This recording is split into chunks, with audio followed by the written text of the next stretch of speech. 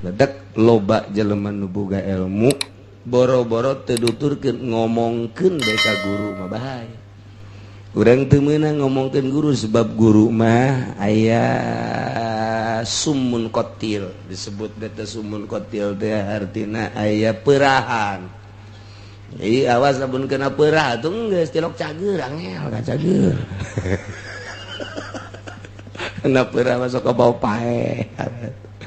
Eta bahasa summun qatil teh bahasa Kangjeng Nabi ku ahli thariqah sok dipake sing hade ahli Quran, sing hade ahli thariqah ahli zikir, sing hade ahli tahajud eta aya summun qatilan. Artina aya peurahan anu membunuh.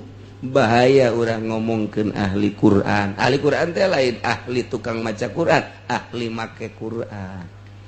Tukang maca Quran mah ngabuadag lu basa beheung. Lain eta, tapi ahli Quran teh ahli make Quran. Ahli zikir, ahli tahajud nu bener-bener ahli hudang peuting. Ta eta teh aya summun qatilan. Jauh ngomongkeun doang ngomongkeun teh berarti ngaitirad, ngalawan berarti teu akur.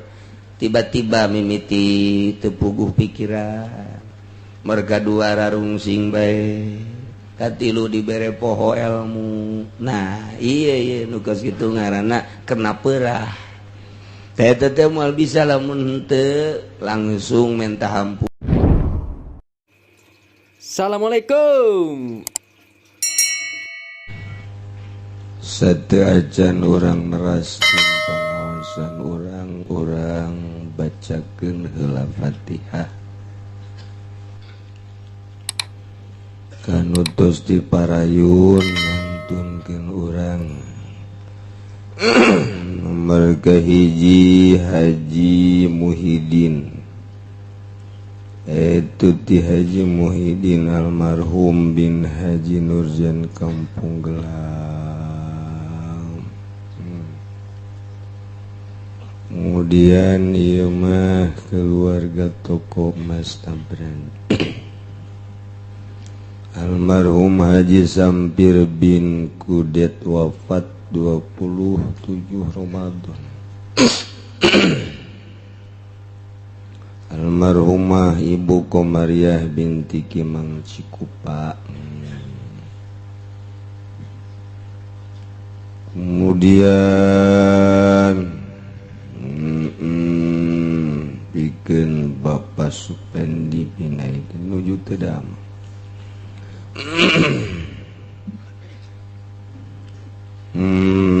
Abdul Ishak bin Sahroni.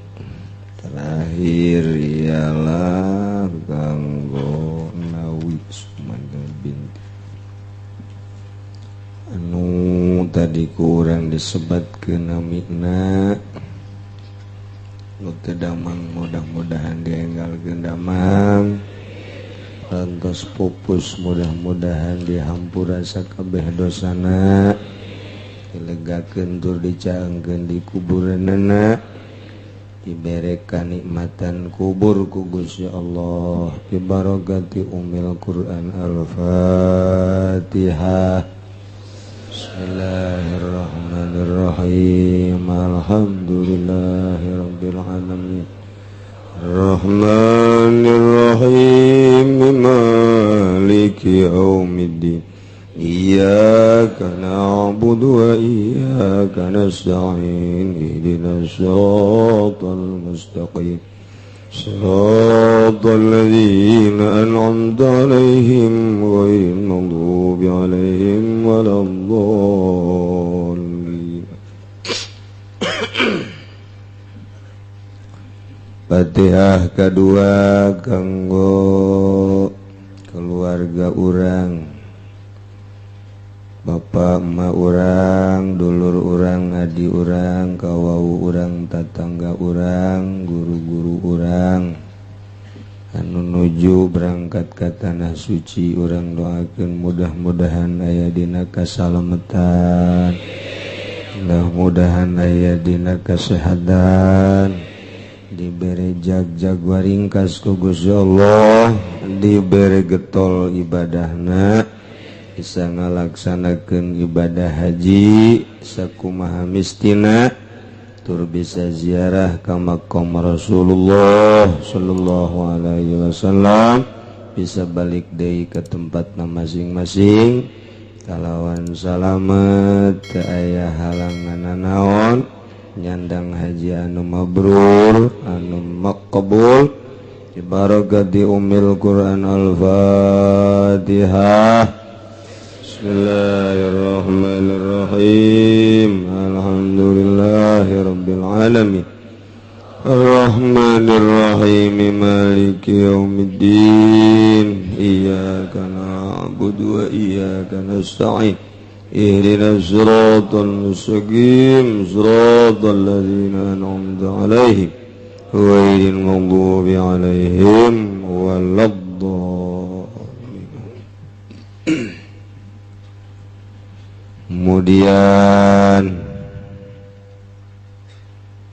ya menaon ya pertanyaan saya Muhammad Kampung Bulakan Tangerang Cikupa Bitung naon.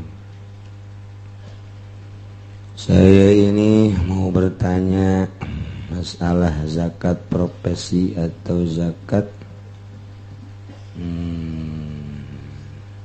tulisan dokter ya budak. Tika baca iwal tikunya nabe nu baca nate. Sekanyawan resep. Saya seorang karyawan swasta, punya pendapatan atau gaji tetap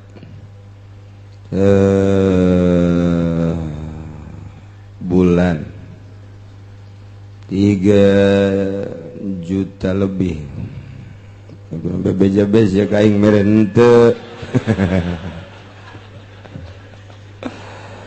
Apakah saya wajib zakat profesi setiap bulannya atau nanti sesudah saya kapan dibaca ya. Aduh, nu jelas mah kata non itu kata Profesor Mursyihab Kangjeng Nabi, apabila setiap petani panen pada 6 bulan sekali wajib zakat. Terima kasih Pak Kiai. Mau ditanyakan meureun gaji wajib zakat teu dengan profesi karyawan atau PNS teu wajib. Sekali dia teu wajib. Adapun hadis Kangjeng Nabi nyaritakeun petani itu beda, tani mah tani atau karyawan mah karyawan. Kudu dibagi atuh nu wajib dizakatan teh sabaraha macem. Hiji dagang naon bae kecuali dagang bir. Atawa dagang anjing ulah teman. Dagang mah dagang tanah ya wajib dizakatan, dagang tanah spekulasi dagang itu wajib zakat. Kemudian itu zakat emas, kemudian zakat perak, kemudian naam zakat ingon-ingon terbatas sapi non onta sapi munding domba. Kotok mah teu kudu, kotok mah teu kudu dizakatan. Kecuali dagang kotok atau lain deui. Kotok teh cek urang Bandung, cek urang mah hayam.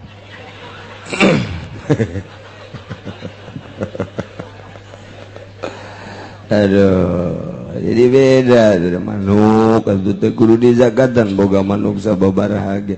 Kecuali dagang manuk sampai nisab lain deui. Kemudian profesi mah teu naon teu kudu tah mah geus ulah lah boleh tuturkeun teu kudu naon ternak dagang tah mah dagang ternak mah dagang kotok cek urang Bandung. Jadi lamun nisab per tahun atuh modalna sabaraha itu mun urang boga ternak modal sabaraha berikut kandangna setahun aya henteu sanisobeun lamun teu aya geus teu kudu lamun aya wajib zakat itu profesi bete kudu di zakatan ya sekali deui teu kudu di zakatan budak sedekah bae tah ieu naon ieu di percanaan teh saha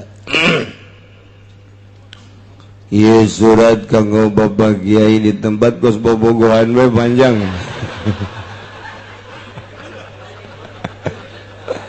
naon sih ampura abdi Kiai bilih kurang sopan Bapak Kiai abdi arek nanya kieu pertanyaan anak hiji apan ngaji ka Cilongok bae tapi ari lebaranna henteu sarua eta ka asup jalma anu naon munafik apa henteu kos kitu bae ditanyakeun sia mah kadua biasa-biasana murid jeung guru sarua haluanana kan ieu mah henteu madep hatena ka guru ngan zahirna wungkul mah munafik apa henteu waduh ieu mah pasti kiaina henteu di lemburna ye mung sakitu pertarosan tapi urusan lebaran mah henteu jadi munafik ndek nuturkeun hayu bagus dan nuturkeun ge bagus nu penting mah boga kayakinan lamun ceuk syariat lamun ngaguruna kakarak datang ka syariat atuh teu lebaran geus teu naon ieu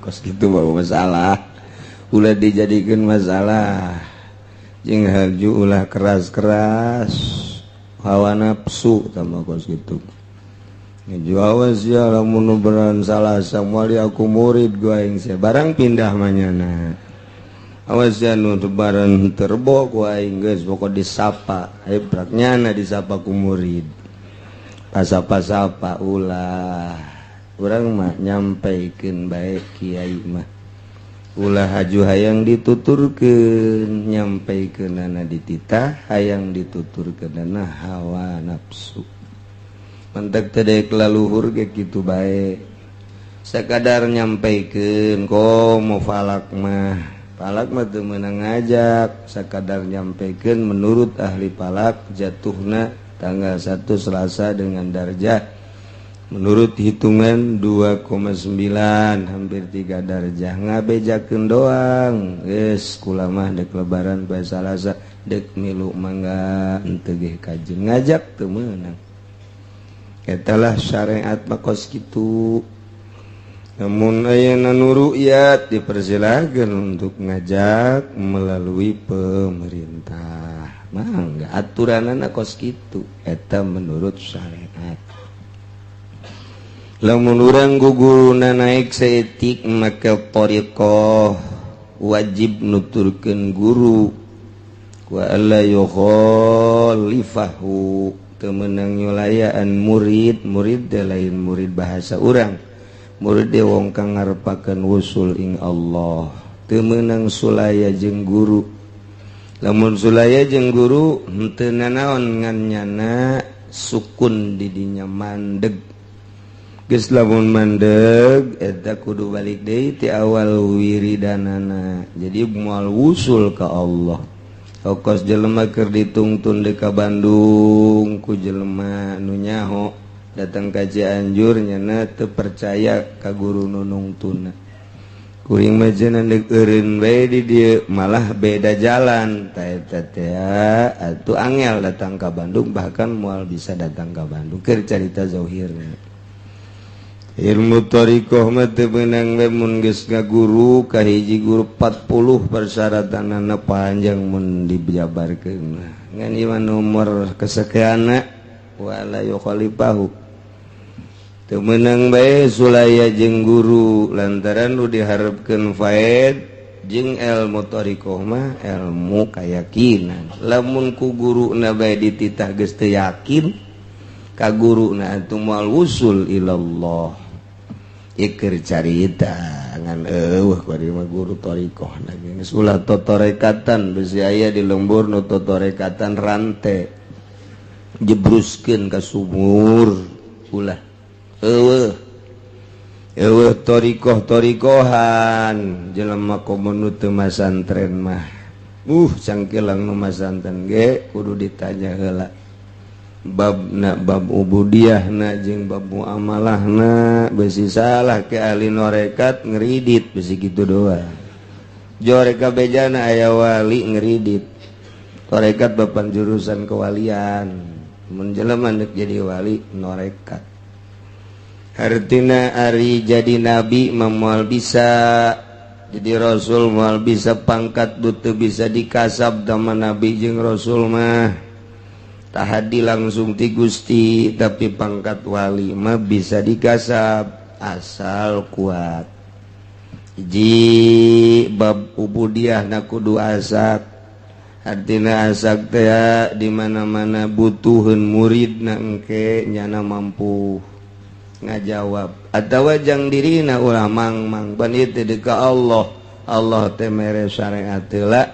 urang ditatarik ku syariat per detik per menit kaluhuran jelema tergantung kumaha kaajakna ku syariat kaajak urang ku syariatna 20% urang bermakomna makom syariat 20% kaajakna ku syariat 50% boga makom syariat 50% kaajakna ku syariat 70% makom syariatna 70% kaajakna ku syariat 100% makom syariatna 100% salatna rapih puasana hebat zakatna pohara hajina ge unggal taun eta makom syariat ngaranna tah eta teh masih kene diihtimalkeun ka sorgana kos kitu teh tah syariat mah mungkin bisa ka neraka eta naon sababna can dirapihan batinna buat ting salatna hayang ka alam ku tatangga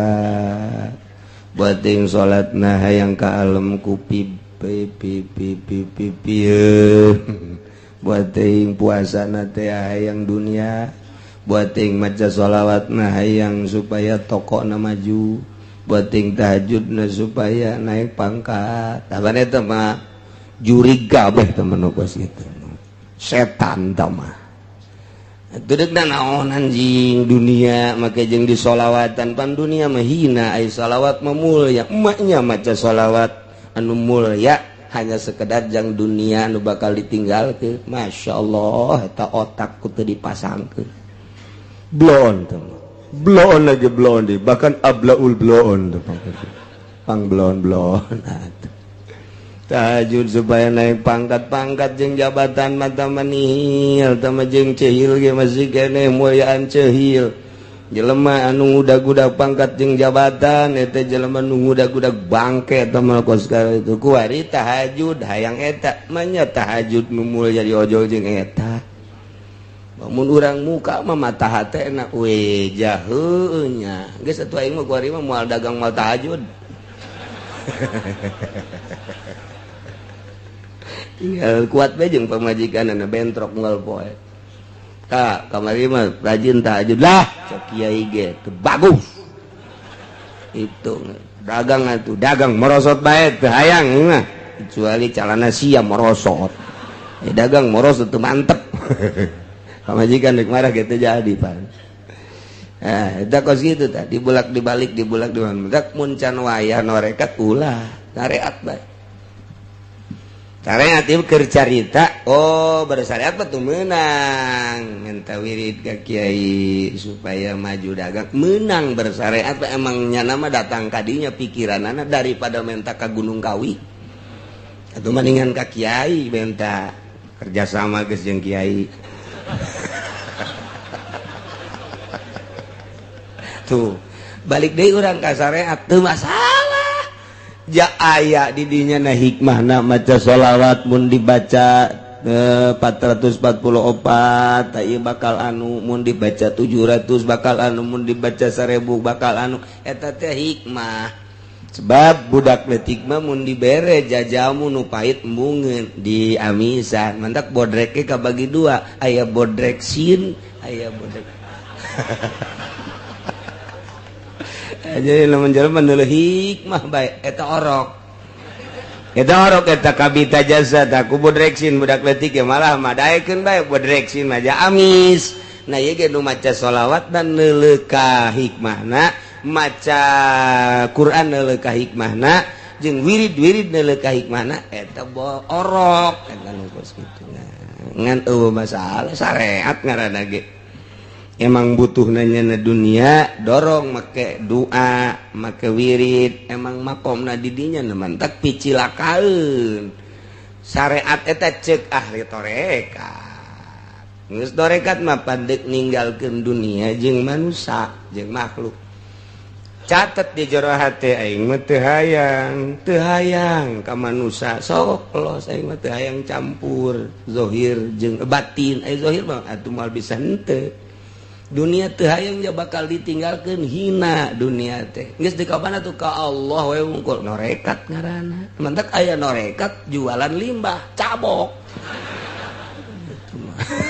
teu kaharti mantak ahli tarekat mah boga pondok pesantren ge ditinggalkeun santrina dah tah mah zaman nusa tuh Kiai Herun keur bejeuna ngajar jeung santri ditinggalkeun dagang tauco dagangna teh lain maksud dengan dunia tah mah eta mah ngan sakadar sasamaran aya nu disamargeunana nu aya di jero hate aya urang mah nu disamarkeun Pak nu ditutupan eta ka pondok-pondok pesantren komo yayasan mah aduh tah mah geus minjum lati anak buah jurig mah cak ahli tarekat ari kabeneran urang bersyariat tuh bagus mantak kira ngomongna jeung saha ngomongna sing hade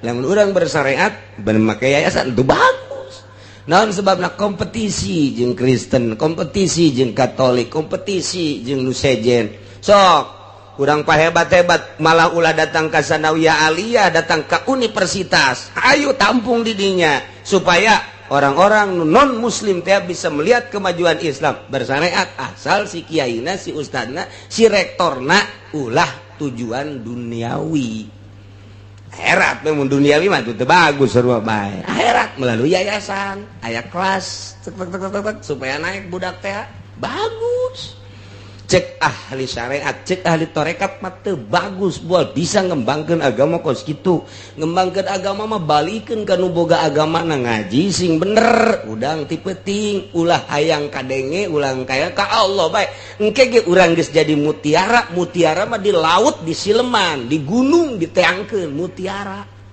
jadikeun bae diri mutiara beda pandangan ahli syariat jeung ahli tarekat. Sebab tarekat mah endek menuju hakikat. Mun bersyariat bae moal datang ke hakikat, mandeg bae di dinya. Kahalanganana ku jelema, kahalanganana ku profesi, kahalanganana ku dunia, kahalanganana eta ngaranna alaqah.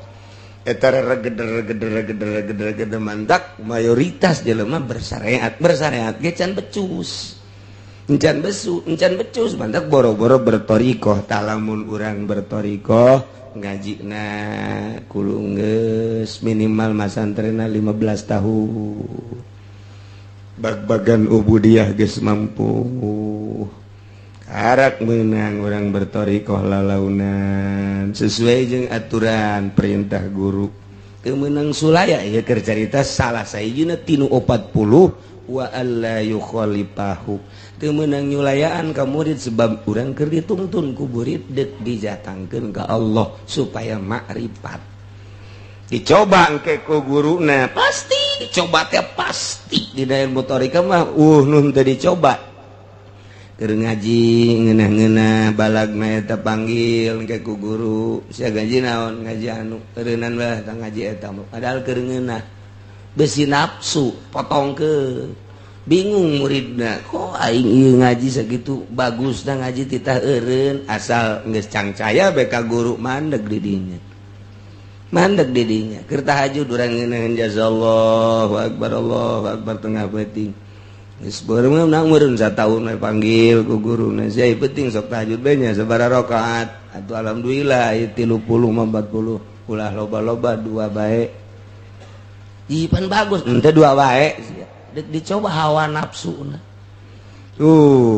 coba lamun percobaan macam-macam tergantung jelema na gitulah toriko panjang mun dongeng toriko mah aya nu tita lempang bae ka Imarang dah balik deui atuh daek tah bos gitu mah toriko ejle eta mah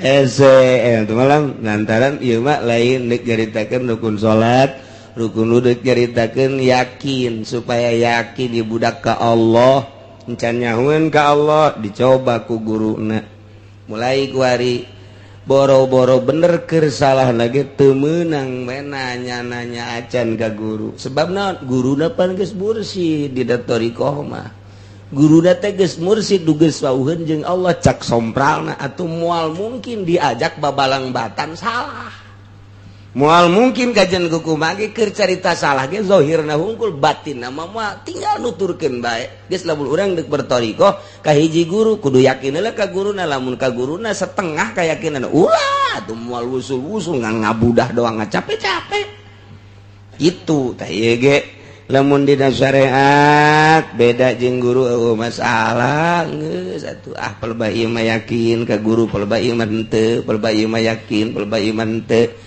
atau di dasar syariat genya can yakin kaum bertoriko geus boga guru da neangan nu yakin abeh ulah munclak menclok lamun geus bertoriko mah teu meunang sama sekali ketika putus jeung guru berbeda mandeg di dinya geus bae keur endek tereh datang ya tereh datang ka tahap kahiji ka tahap kadua eta teh kemudian beda jeung guru komo diajakan mah ku guru aju janana teh nurut atuh marosot deui bae kada geus moal wusul bae teh mah kudu mulai deui ti mimiti teu meunang urang deuk ka Bandung diajak kenceng ku supirna kudu nungtun diajak lalauna diajak sedeng kudu nuturkeun bae henteu meunang los guru mah guru kula mah kula atuh moal datang sebab guruna geus teu nungtun deui ieu mah lebaran eueuh masalah lah sapira lebaran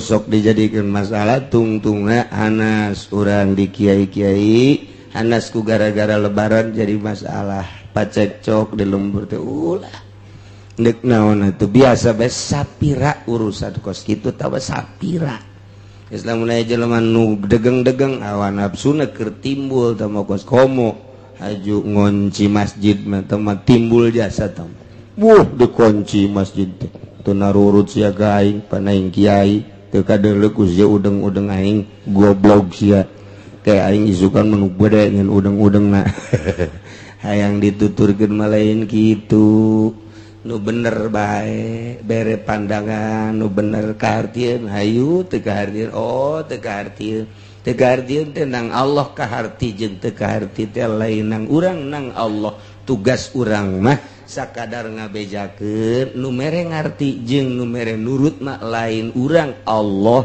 subhanahu wa ta'ala sok bae urangna sing tegep argumentasina dalilna sing tegep ngalaksanakeunana engke ge teu kudu hararese jelema teu kudu diajakan nuturkeun sorangan okos jelema di kabaran itu santri deuk ngariung mah sok berkatannya teu diajak ke milu lantaran hayang berkat eta kos kitu eta santri Golkar eta kos kitu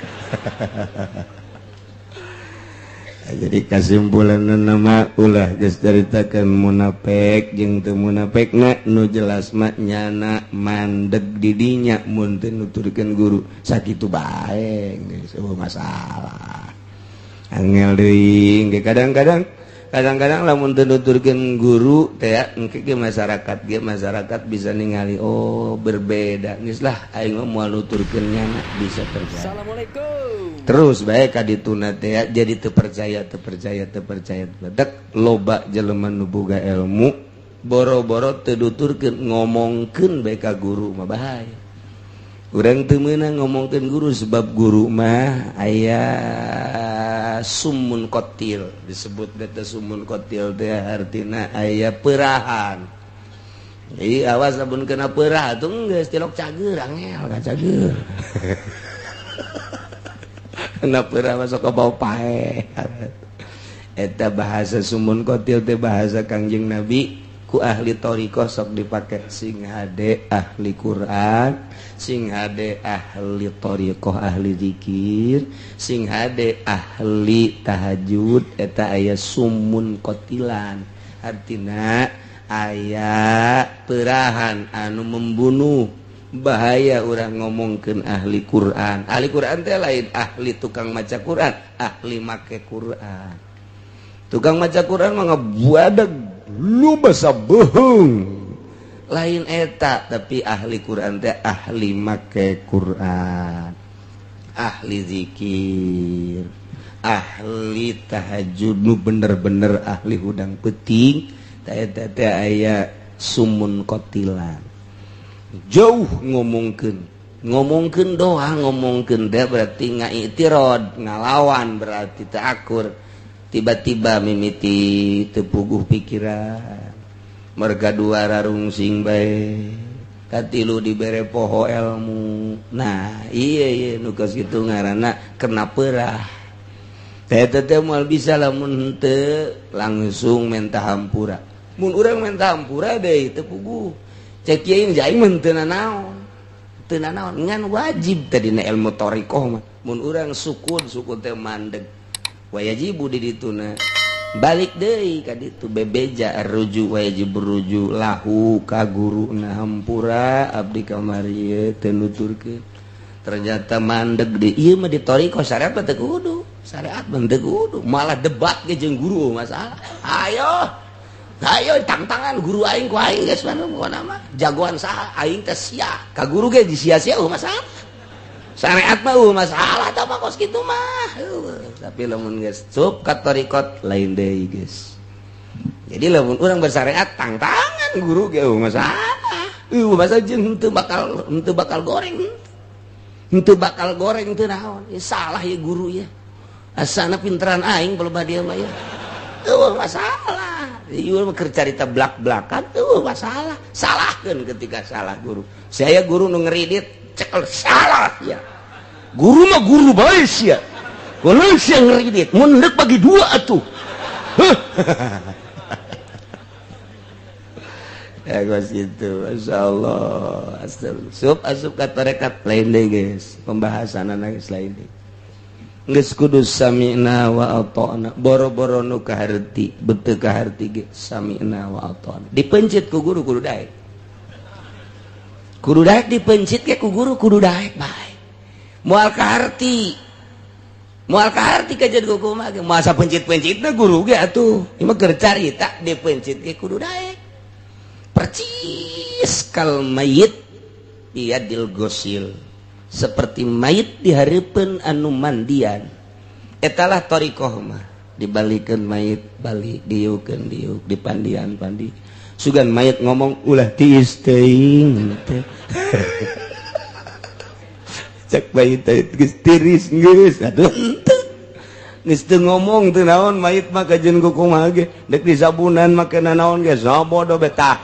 Thariqah mah guru thariqah mah kal mayit ya dil gosil. Eta kos kitu mangga we sumuhun daud dititah ulah embung. Sebab aya rahasia di jerona. Sebab guruna mursyid nyahueun kana di jero batin murid aya salah nu kudu dibenerkeun cara ngabenerkeunana tergantung guruna. Balik deui ieu mah lantaran loba nu jadi masalah urusan lebaran ulah dijadikeun urusan. Ketika manehna mungsang mangsing lantaran manehna teu akur tinggal minta hampura. Lantaran eta keur katarajangan ku perah sedengkeun teu maksudeun guru mah geus kitu bae selalu di mana bae ge kitu bae deuk di luar negeri deuk di urang deuk di mana sing hade walaupun teu nanaon bisa dirasakeun kadituna keberosotan ibadah kok ieu kurang teu yakin ka guruna. Nah ieu sing hade pelebah dinya. Ngan keur carita bersyariat mah eueuh masalah. Guruna kieu nganana kieu eueuh masalah tama kos kitu. Syariat mah tama bisa dikutak-atik. Ngan yakin eueuh berarti. Kayak keur carita urang ibadah ka karak datang ka syariat can boga yakin. Geus yakin mah dituntun ku guru lalaunan sanajan baru syariat boga guruna nu boga yakin lalaunan engke bakal yakin sorangan. Pan di dituna ge wa adna nasib at-taslim wa tasdiq. Urang dek nuturkeun guru thariqah moal bisa zikirna, apikna, zuhudna jeung sajabana hese urang tinggal percaya jeung pasrah bae eta ke kaasupkeun kana min jumlati waliullah. Jadi aya jadi wali ngan nurut doang. Tilok tahajud tilok naon eta nu mantep mah geus pokona ngan ulah ngaku bae aing geus jadi wali budak teu naon aing geus nikahkeun wali mujbir teh mah ngaran kitu. Jadi panjang dongengna da lamun urang carita ka guru kobong geus guru hakikat saingan sing ada kuari bah di Jawa ya anu ngajakeun ka dia siapa yang mau berguru hakikat ulah bohong lain gitu guru hakikat kuari geus aya utusan-utusan di Jawa lain kiai pasti di Jawa nage al hikmat kajen ku kumaha ge di Jawa Timur di Jawa Tengah kaunggal kiai datang siapa yang mau berguru hakikat lain kitu guru hakikat. Du guru hakikat mah urang nangis bertoriko terus engke mungkin datang guru urang nu hirup atawa nu geus maot. Geus maot urang keur cicing teng perasaan aduh hareupan jeung guru. Terus dibejaan ku guru kieu tek udang eueuh sakali. Engke mungkin aya deui atawa aya langsung Kangjeng Nabi Khadir urang keur di jero kamar biasana keur lapar terprihatin mantap ibadah ka Gusti Allah eta teh ge lain sabulan 2 bulan mungkin setahun 2 tahun 3 tahun jol bae kan. Assalamualaikum waalaikumsalam saya abdi hidir tetangga teh oh dek naon tuh nginjem duit sia cek aya gua teh nabi hidir paling sia hidir akur ngaran doang sia mah nyeriu aing keur pusing sia nginjem duit si hidir sama tuh lain deui sama si hidir kos itu jadi ese urusan kos gitu mah teu bisa langsung ngaguru hakikat kemudian tanda tangan ditungtun ku guruna lain gitu lain jasa besi aya ulah sanggilang guru thariqah ge teu waniin guari mere lantaran muridna can mararanjing bae. Can manjing teh endek dipelakeun ieu kacang atawa jagong tapi taneuna can dipaculan-paculan acan.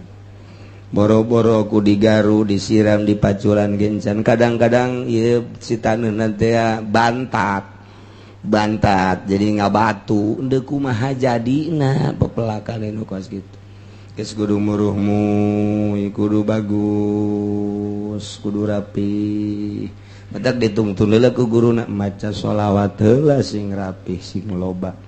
Geus ngajurus engke endek thariqah naon ieu apa qadiriyah apakah naqsabandiyah atau thariqah qadiriyah wa naqsabandiyah atau syadziliyah atau ieu teh rifaiyah atau ieu teh syafi'iyah atau tijaniyah sholawatna engke beda-beda nu bogana saha kadinya ngajurusna nu bogana ieu tarekatna ieu sholawatna ieu geus gajurus urang mah lantaran henteu maksud norekat jeung sholawat naon bae silakan naon bae urang mah nu resep baca sholawat mangga bae aju cenah kiai je nu resep ulah emang datang kadinya doang sia makan nonton TV doang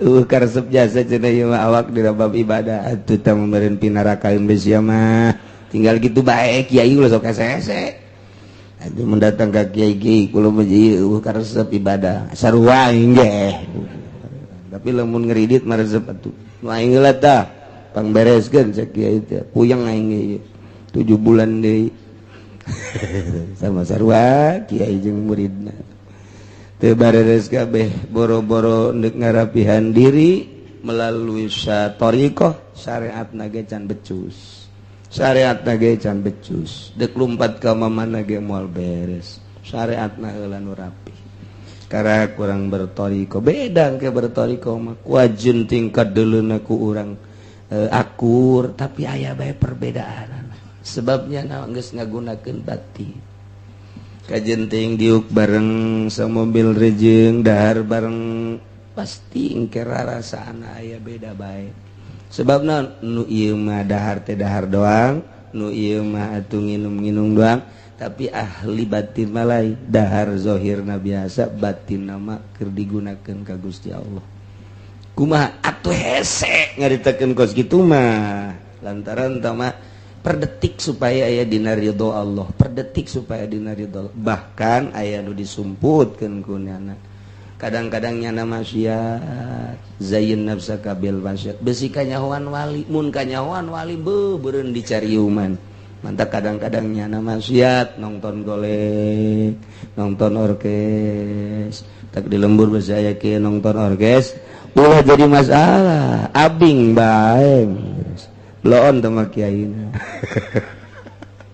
tergantung kiai dah sarajan kiai ye aja nonton golek tuh masalah paling ya bertanya-tanya kok kiai nonton golek ya heran tak kiai dah heran kumaha malah jadi masalah sebab zohirna doang batinna mah henteu tapi lamun jadi gunjingan bebeneran eta mah berarti keur bebeneran resep ka golekna resep ka golek aya kiai nonton orkes bahkan ka panggung kieu bae bahkan nyekelan bujur lah gitu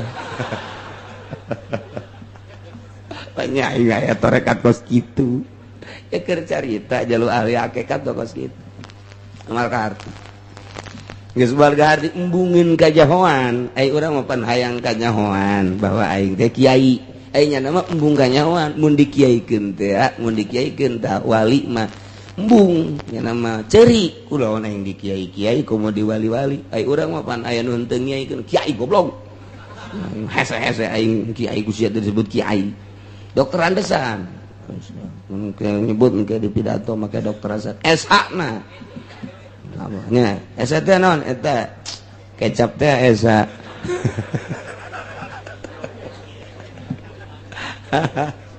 ai bangsa ahli Allah mah muringis dikitukeun teh ya Allah ai izin amat tuh ai ahli syariat kos gitu hayang gitulah panjang dongengna balikan deui masalah jeung ulah dijadikeun masalah mun manggih engke kiai anu ngunci masjid segala geus atepkeun bae eta nafsuna keur timbul lainnya na jati dirina mah asli bagus ngan keur kalimpudan ku nafsu mun hayang neuleuh nafsu kos kitu teh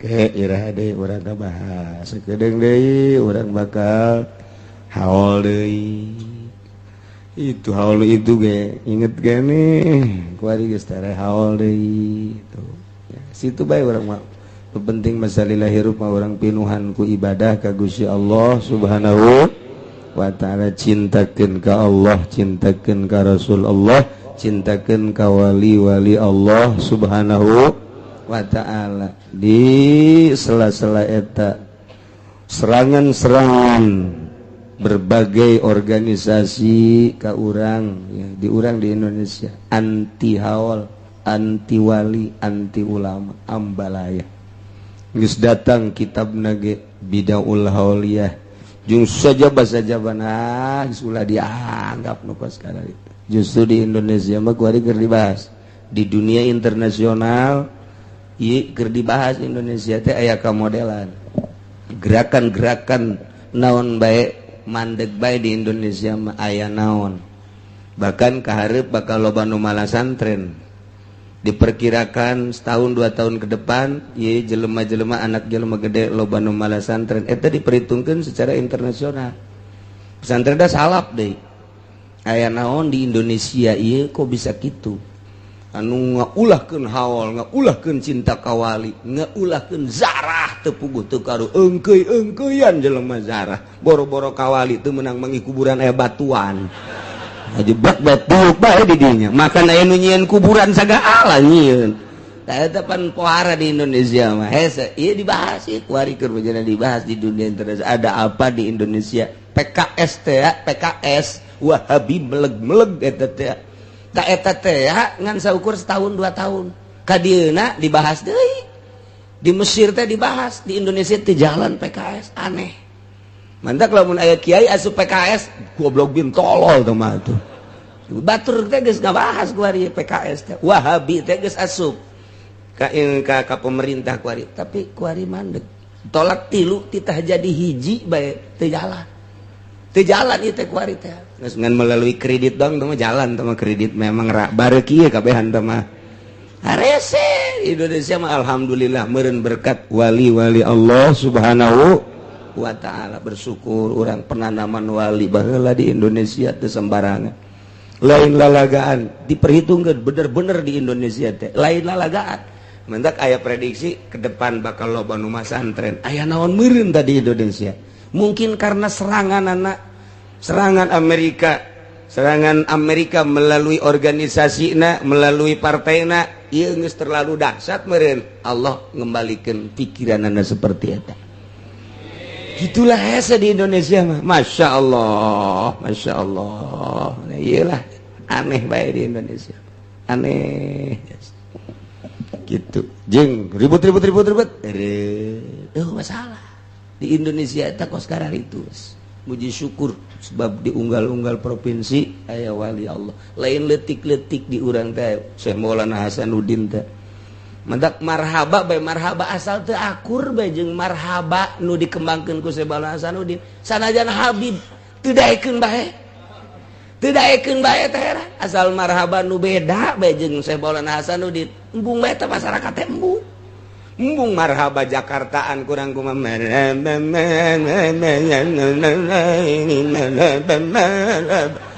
masyarakat terus beda jeung Alal badru ana iya mantap yo oh bono wah geus luar biasa teh aki-aki deh eta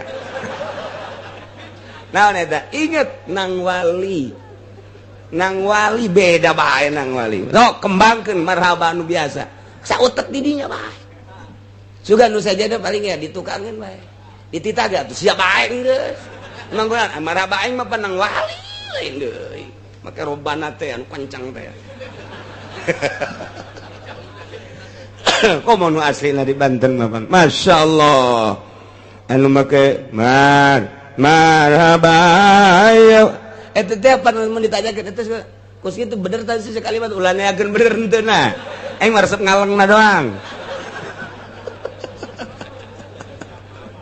eta geus kos kitu bae eta nang saya tak nang Sultan Aulia Masya Allah numantak asal nang wali bae tuh geus eta resep bae jelema tuh budak leutik ge gadea ge marhaba ya cok bebere sanajan Habib euy di Jakarta we Jakarta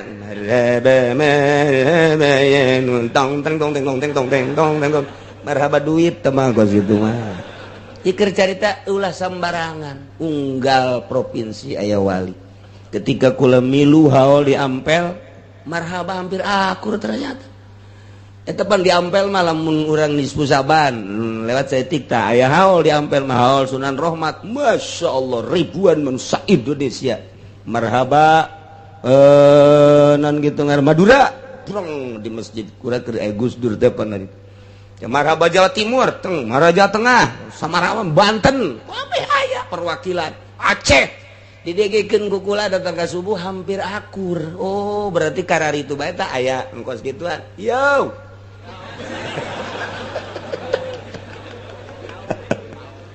Emang naon eta Yahoo teh ya Allah ngan geus luhur urang pan malumur widin la ilaha illallah manana teh kudu dicaritakeun. Nomor kedua la ilaha illallah teu dicaritakeun ke manana kadituna mah Allah berbagai tempat engke kadituna mah yahu kaditu mah hu eta yahu teh di marhaba teh luhur Yahu mantap lamun urang bisa marhaba kos itu sorangan bakal cerik kok mau mun boga hutang mau cerik bakal gimana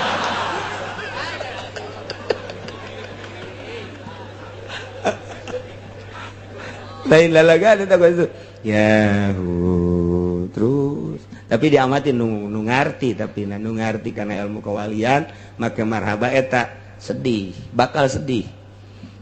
lain lalagan eta teh luhur jasa manda kudu diajikeun kanu paham aya naon eta kokos kitu hampir akur sa Indonesia dengekeun ge bage mun rewah haul sunan rahmat ampel masyaallah eta geus marhaba nu kara itu bangsa marhaba Ummu Kulsum di Mesir sakitu ngeunah-ngeunana atuh sebatas kori-kori bae di urang diteruskan ku marhaba Nur Azia Jamil atau biasa baik teruskan ku para habaib sebatas habaib baik tapi lamun tak baik urang maca marhaba Banten marhaba Kudus marhaba Ampel Masya Allah muringgak bulu jadi nu henteu kencang suara tak bisa acak-acakan di jalan mantap aya paranti nu mawana mana nu ngajawabna nang wali Masya Allah dek diewakeun ku PKS cabok sia ku aing PKS seret sia ku aing greget jasa ya Kiai Suparte PKS tolol teh di Pandeglang aya di Serang aya di Tangerang aya garoblok teh nyaho turunanana baca silsilahna heula tuh nanaon ge PKS teh anak saha turunan mana sia mah maneh asup-asup bae ulah tuh organisasi gede lah silsilahna itu buatan saha kumaha itu mentunya atuh pas alu ahla organisasi ih ngaco ye ngaji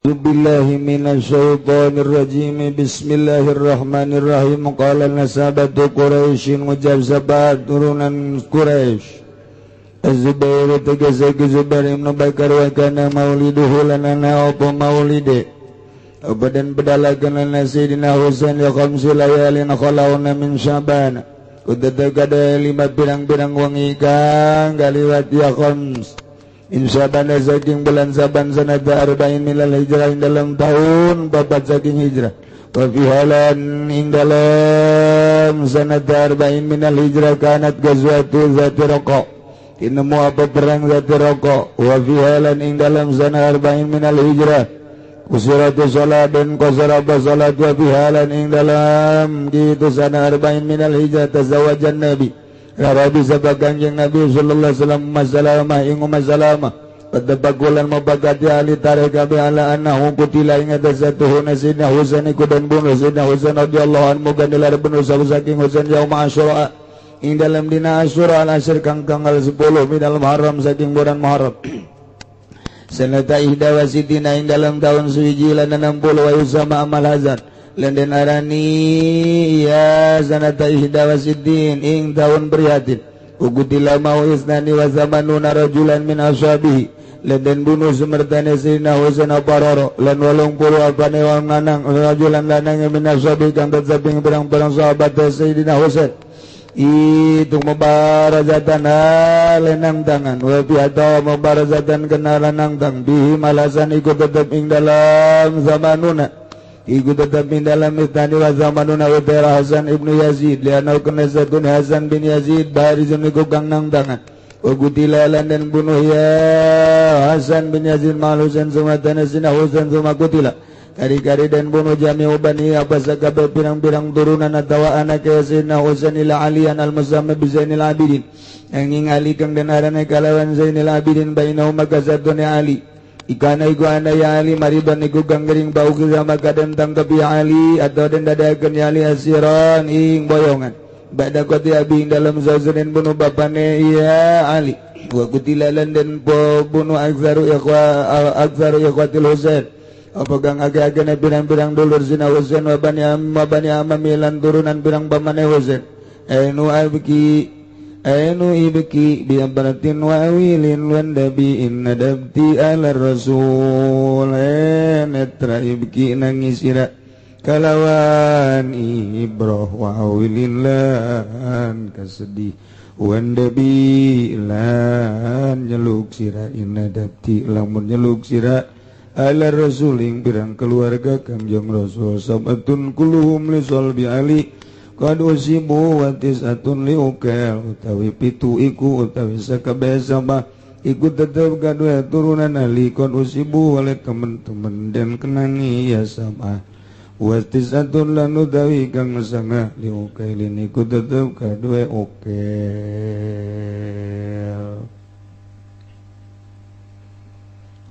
Fitnah dimimitian ku perang antara Sayyidina Ali sareng Sayyidina Muawiyah, perang Siffin. Kemudian perang Jamal antara Sayyidina Husain sareng Yazid.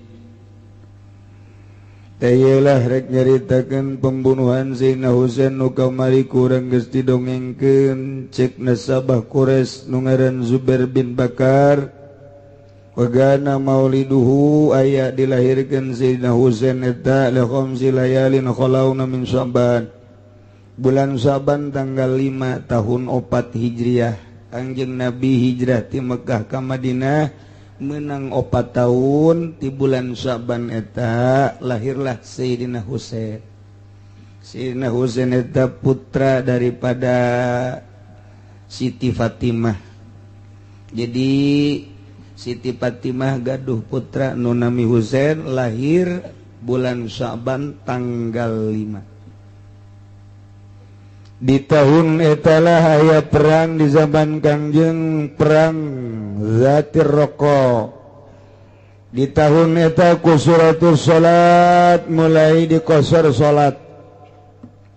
Di tahun eta Kangjeng Rasul Kangjeng Nabi rarabi nikah ka Nyi Ummi Salamah. Tahunan kelahiran Sayyidina Husain. Kemudian Sayyidina Husain tumbuh dengan luar biasa. Ningali Sayyidina Husain hampir kos ningali Kangjeng gaya-gayana, gantengna, capetangna jeung sajabana, incu Kangjeng Nabi. Istimewa Sayyidina Husain.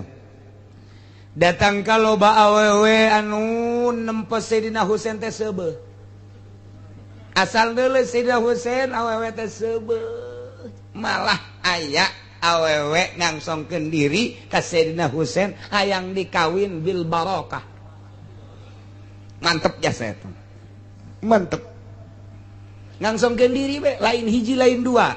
Ngangsongkeun diri, kawin pangkawinkeun. Jadi Sayyidina Husain mah lamun sumping ka hiji lembur, ku gantengna, ku kasepna, ku capetangna jeung putra saha atuh. Ta eta teh awewe ngangsongkeun diri. Abdi mah ieu mah hayang bil barokah bae, hayang dikawin. Dikawin ke Sayyidina Husain, ke boga anak tinggalkeun ku Sayyidina. Eueuh masalah kitu teh geus seubeuh bae asal boga anak bae boga turunan ngaran. Kedatang deui ka hiji tempat aya awewe moal pati ngangsongkeun diri nya ge lamun joreh mah boga rarasaan nya ge. Moal pede atuh nya ge. Ya geus pilihan deui. Cek Sayyidina Husain moal henteu ieu mah kula mah hayang bil barokah bae hayang boga turunan nya didukungku lobana tokoh dikawin ke ku Sayyidina Husain ke terus gaduh putra ke ditinggalkeun ku Sayyidina Husain. Kitulah Sayyidina Husain. Jelema puas jasa Sayyidina Husain. Asa aya Kangjeng bae. Anda kuari lolobah Habib kos kitu dah.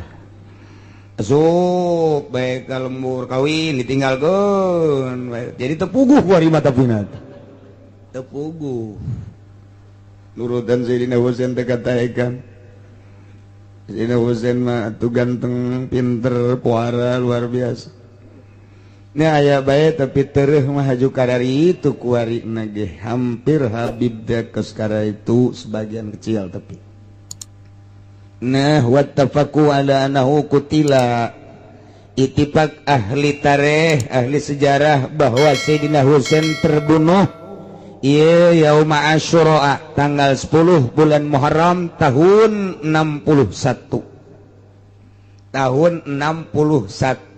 Muharram tanggal 10 kamari tan mentek poe tanggal 10 teh jutaan manusia jelema daratang ka Karbala untuk mengenang keterbunuhanana Sayyidina Husain radhiyallahu di ngaranan eta tahun 61 Hijriah amal hazan wa qutila ma'ahu istani wa samanuna rajulan min ashabihi nu bareng terbunuh jeung Sayyidina Husain teu kira-kira tokoh 82 karenanya na diharap nang tangan dina peperangan tersebut geus teu kabendung dongeng perang nanu kamari di jerona aya Hasan bin Yazid sami lantaran sangkilang Sayyidina Husain ieu setru dengan Yazid anak nama milu ka Sayyidina Husain terbunuh di sarua bae lianahu barizun wa qutila ma'al Husain dibunuh babarengan jeung Husain eta iya tu Hasan bin Yazid summa qutila jami'u banihi wabeh dibeakeun anak Sayyidina Husain nu mana di mana bae ayana beakeun dibunuh bae kabeh insyaallah jadi lain kuari bae urang mun nyaritakeun kazaliman fitnah ti mimiti Sayyidina Ali jeung Sayyidina Muawiyah kabelah dieuna Siti Fatimah kebelah dieuna deui kitu Sayyidina Husain Yazid kebelah dieuna terus komo atuh ayeuna saha anu muncul dek memperjuangkeun agama geus kieu bae monitor Amerika kuari Indonesia teh geus dideleukeun bae di monitor Amerika unggal poe Malaysia dideleukeun aya monitor di dunia teh anu boga monitor model kitu ngan hiji-hijina Amerika doang batur teu meunang nyieun asal nyieun dibom teu meunang nyieun atom asal nyieun dibom teu meunang ngaleuwihannya nyana teh deuk jadi polisi dunia nu mantak kamari Irak dibom teh kapan aya kitu senjata biologi padahal mah wallahu alam tapi nu jelas mah aya namangan ketika kamari ditelusuri kan dibom bae aja lain eta maksudna mah memperjuangkan agamana napas agamana nu ulah aya nandak Indonesia saya sieun jasa asal aya baik di partai maupun di organisasi anu ngomong agama geus Indonesia lu sieun sebab Amerika telepon ke presiden jangan biarkan tangkap Masya Allah ndek kumaha dakwahna ndek kumaha mantak urang mah nungguan ge jelema anu endek ngamajukeun bangsa nagara jeung agama tanu ditungguan teh eta encan aya bae encan aya yeuh piningit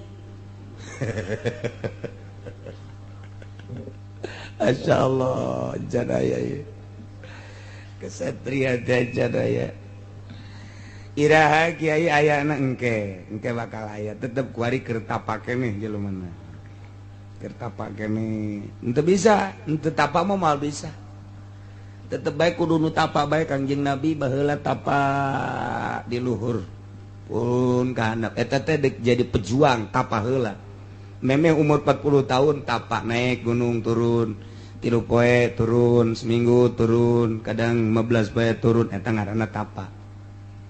Terus Bung Karno, tempat pertapaanan itu luar biasa. Gus Dur tukang tapa. Soeharto sarua bae walaupun kejawen nyana tapa. Soeharto nu mantak kuat teger. Sanajan haju korupsi ke belah dieu mah. Kaajak ku babaturanana. Tapa.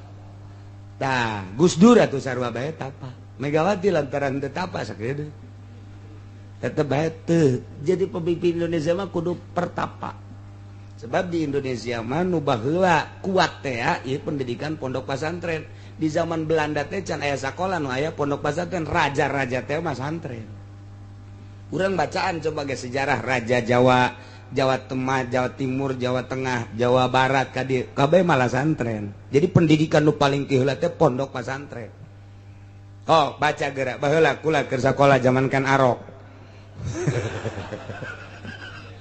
Zaman empus indok.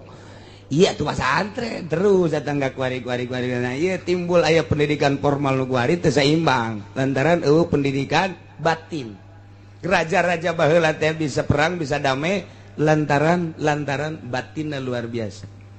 Mun urang nyaritakeun raja baheula aya aturan gunung diangkat pan ku leungeun. Gunung teh diangkat ku leungeun, lain alagaan baheula mah.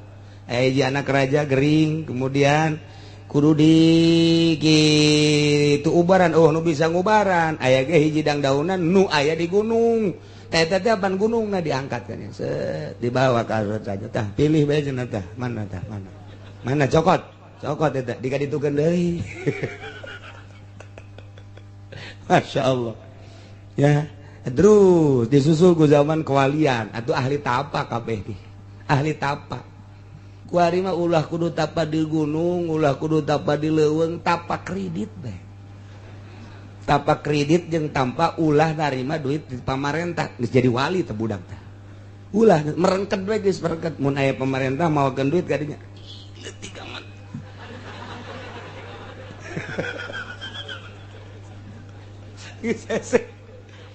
Sedangan pertapa ieu mah masyaallah nu mantak kiai ngaharamkeun ku ari ngaluarkeun torekat ngaharamkeun aya ge muktamar torekat di zaman Ki Hasyim Asy'ari dilanjutkeun di zaman Gus Dur eta teh muktamar Gus Dur mah nyaho kabeh torekat teh setelah ditutup engke cak Gus Dur teh jangan dikembangkan ngan nyana nyaritakeun seluruh torekat nu aya di dunia dan nu aya di Indonesia.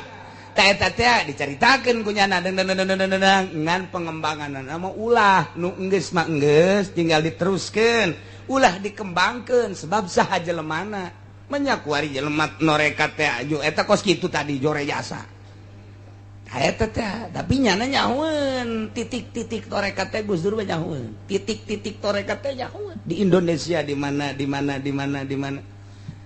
sebab nyana mah geus was kitu pas gitu teh naon wallahu alam. Nah ieu keur carita kitu keturunan Sayyidah Husain dipangkas kabeh kutila jami'u banihi beak kabeh nya sahiji doang illa aliyan al musamma bi Zainil Abidin ieu nu nerus ka dia zikir teh Zainal Abidin terus eta lantarannya nama ditangkep gering painahu kana maridon tenentangnya nama temilu perang gering waktu eta aya bagus tata gering tur ditangkep pau kita asiron badlaqati abihi sabada dipayahan bapana jeung dulur-dulurna kabeh nyana doang lantaran gering dijadikeunlah boyongan perang aman kabelah dina terus tanun terus teh tidinya terus di Zainal Abidin terus kabelah lobana habaib lobana syarifah kuari eta teh nyesa hiji doang Ali nu ngaran Ali nu terkenal Zainal Abidin terus datang ka kiwari wa qutila faru ihwatil Husain wa bani amamihi dipangkas deui dibunuh seseurna dulur Sina Husain berikut turunan paman-pamanna nu mantak ayana zamanainu ibki bi ibratin wa awilin wan nabiin adabti ala rasul mata ngalengis anjeun neteskeun cai mata ceurik anjeun dengan membaca sejarah Sayyidina Husain berbagai ibrah wa awilin wan nabiin langsa anjeun nyeluk anjeun ngagero katurunan Kangjeng Rasul kacaritakeun mun urang nyaritakeun Sayyidina Husain nyambung jeung turunan Kangjeng Rasul beak kabeh waktu harita dipangkas tinggal mata bae sedih keturunan Kangjeng Rasul teu aya sabatun kuluhum li solbi Ali nu 7 eta teh turunan Sayyidina Ali qad usibu geus maot kabeh tinggal hiji wa tisatun li ukel nu 8 mah keturunan ukel beak kabeh tina hiji rahasia Allah nembus terus datang ka kiwari datang ka terus alhamdulillahirabbil alamin lamun di dunia kuari eueuh turunan Kangjeng Rasul andai kata di Mekah di Madinah di Irak di Mesir di belahan ditu kitu kedeh di belahan urang termasuk di Amerika di Inggris mun eueuh turunan Kangjeng Rasul wallahu a'lam ieu teh ku nyebarna turunan Kangjeng Rasul bae. Alhamdulillah kaunggal nagara jadi teger perasaan. Beda geura ge. Urang lamun berhadapan jeung Habib mah beda. Artina beda teh kumaha? endekna mawana ka tauhid bae nyana mah endekna ka tauhid sanajan jelema nama mabok mabe baloba nu mabok nu zina tuh sarua beja jelemanya nage ketika mabok ketika zina tapi tak we ngomongna bertauhid bae eta Habib bedana kosi sebabnya nama memang zatiahna logamna aslinya nama memang keturunan Kangjeng Nabi urang Kangjeng Nabi Muhammad sallallahu alaihi wasallam beda bae ngan urang teresep teh ka akhlakna teresep teh ka etikana adapun zatiah nama atuh mulia nu mantak teu eureun ngan mah dakwah cicing di mana dek ngembangkeun agama cicing di mana dek ngembangkeun agama nu mantak lamun geus mulusna Habib mah kajen gugum ge asal ret beinget ka Gusti Allah mulai nyanang geus hudang ti peuting moal kebal jadi wali sakedeung Habib mah asal beneran tat iceus geus urang mah pan ieu sok kitang digosokan ge hideung deui digosok atuh barlen jigana digosok pae mencereng kanginan we pan hideung deui komo atuh kacayan mah atuh geus busem tapi Habib mah saset ya poles herang bae mantak ulama nu teger cak Kangjeng Nabi ieu bakalna turunan kula bae sanajan rentul ulama nu lain turunan ulama beak ku sekupi bakal nangke tah kitu bab Kangjeng Nabi nyarita cukup we al ulama warasatul anbiya pewaris nabi ilmuna mual kuat nyekelan ilmu nabi mun lain turunan nabi dina bisana tetep ngolembar bae di mana bae di dunia di timur tengahna di ASEANna di Eropahna di Amerikana di Australiana anu teger jekelan ilmu Kangjeng Rasul turunan Kangjeng Rasul teliti kurang teliti aya kiai di Pandeglang gagah amat teliti pasti kadituna nyambung ka Kangjeng Rasul Jawa Tengah teliti aya ieu gagah amat pasti kadituna nyambung ka Kangjeng Rasul aya gagah amat ieu aju beunang ku sekupi lain dageun aja lain oh hancur ku sekupi doang hancur ku partai doang hancur moal bisa tapi lamun teger bae henteu mambri di partai di organisasi dawat api nyanana teger bae oh lain sembarangan sebab logamna asli emas entek di urang alhamdulillah emas buah loba jasa aduh ngan ngabetan malulu tah emas nah iyalah orang kerjarita tentang kematian wafatna terbunuhna Sayyidina Husain mudah-mudahan orang kabehan aya di bawah bendera zuriat Kangjeng Rasul dihijikeun jeung para turunan Kangjeng Rasul belah dituna urang ngahiji jeung Kangjeng Rasul sehingga orang menang syafaatul uzma disalametkeun ku Gusti Allah bi barakati ummil Quran al-Fatihah bismillahirrahmanirrahim alhamdulillahirabbil alamin arrahmanir iyyaka na'budu wa iyyaka nasta'in shiratal mustaqim shiratal ladzina an'amta 'alaihim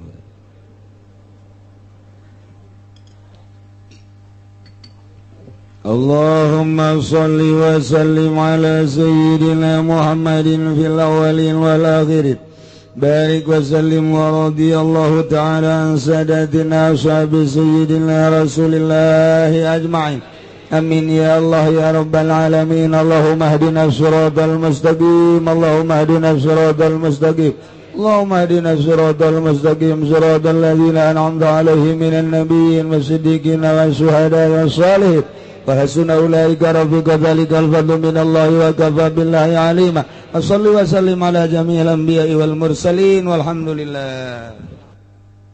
Terima kasih sudah menonton. Jangan lupa subscribe.